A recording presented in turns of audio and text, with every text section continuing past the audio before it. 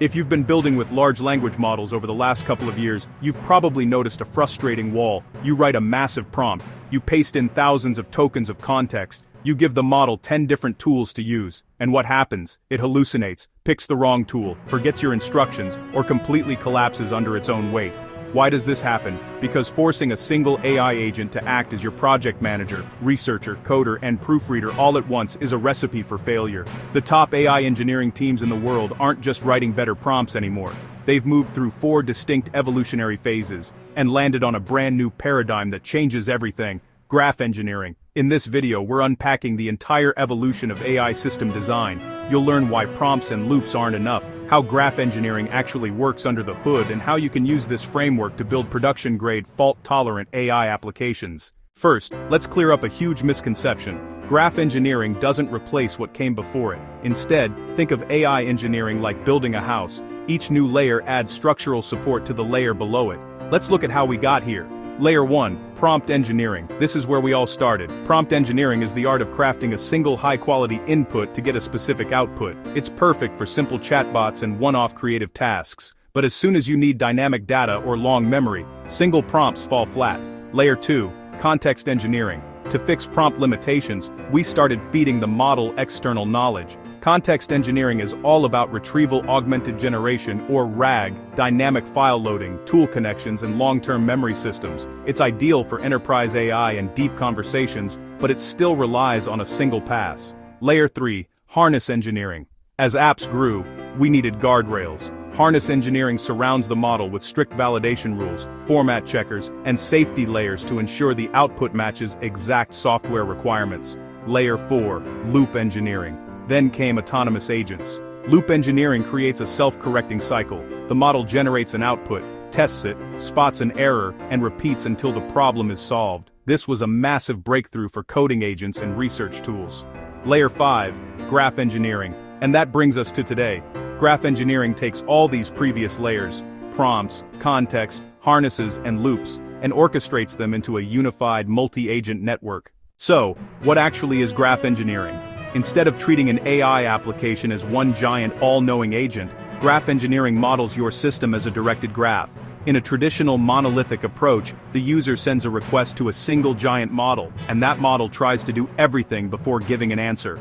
In a graph-engineered system, the user request hits a planner agent. The planner breaks the task down and delegates work across specialized nodes: a research agent, a database agent, a code agent, a web search agent, and a memory agent.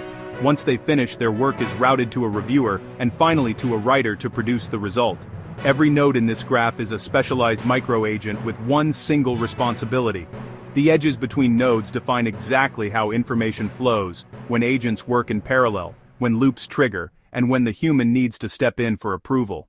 To build a graph-engineered AI system, you need 4 key components working in harmony. Component 1, specialized nodes. Instead of asking one agent to be good at everything, every node has a hyper-focused job.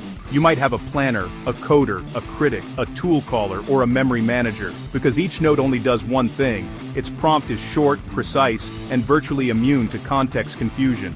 Component 2, edges and control flow. Edges are the pathways connecting your nodes. They govern execution order, retries, and conditional branching. For instance, after a research agent runs, an edge checks: is there enough evidence? If yes, it routes forward to the scriptwriter. If no, it routes backward to search again. Component 3, shared state. In a graph, every node reads from and writes to a central state memory. This includes the overarching objective, intermediate tool results, retrieved documents, and a confidence score. Every agent gets a clean slice of state without needing to reread thousands of irrelevant chat logs. Component 4, the router. The router acts as the air traffic controller. It inspects the incoming user request or current state and determines which node should execute next. If it's a coding question, it routes to the code agent. If it's legal analysis, it routes to the legal RAG agent. Now, you might ask, why go through the trouble of building a complex graph when models now have 1 million token context windows?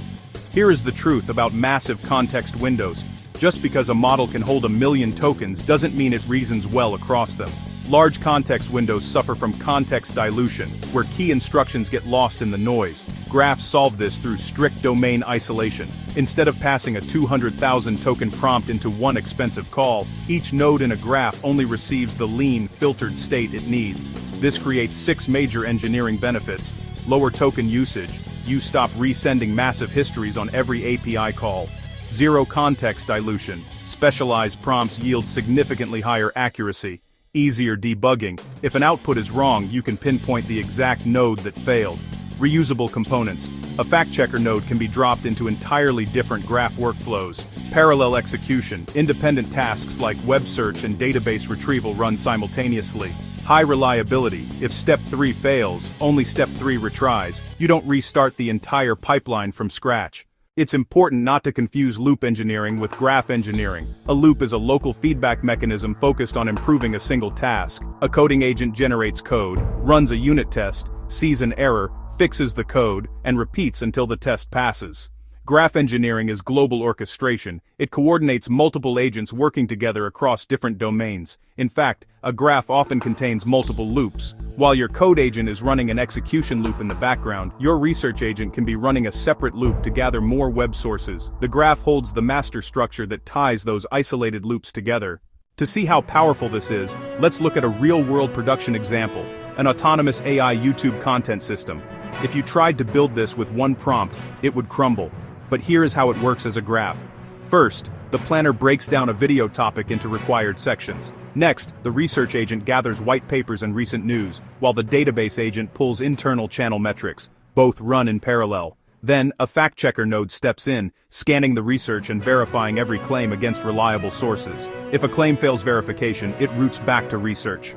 Once verified, the scriptwriter produces the draft script. From there, the workflow branches simultaneously to 3 specialized agents. The SEO agent generates titles and descriptions, the thumbnail agent creates visual concepts, the reviewer agent evaluates the script for pacing, retention hooks, and brand tone. If the reviewer flags a drop in engagement, only the scriptwriter retries. The research and SEO data remain perfectly intact. If you want to start building graph-engineered systems today, you don't need to reinvent the wheel. Several industry-standard frameworks make graph orchestration seamless. LangGraph, perfect for building custom, stateful, multi-agent graphs with built-in persistence and human-in-the-loop controls. Microsoft AutoGen, excellent for event-driven multi-agent conversation architectures. CrewAI, a great high-level framework for setting up role-based agent teams quickly.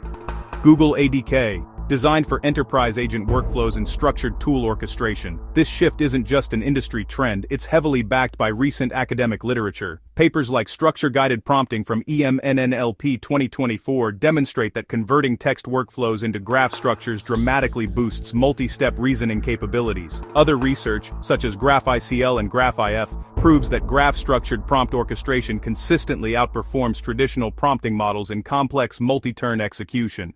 The big takeaway here is clear. The future of AI development isn't about replacing prompt engineering with something shiny and new. It's about knowing which layer of the stack to build on.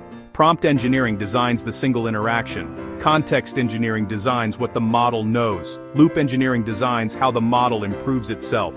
Graph engineering designs how multiple agents collaborate to solve complex, real-world systems. If you're building autonomous software engines, enterprise co-pilots, or end-to-end media pipelines, graph engineering is the orchestration layer you've been missing. If you found this breakdown valuable, hit the like button and subscribe for more deep dives into advanced AI architecture.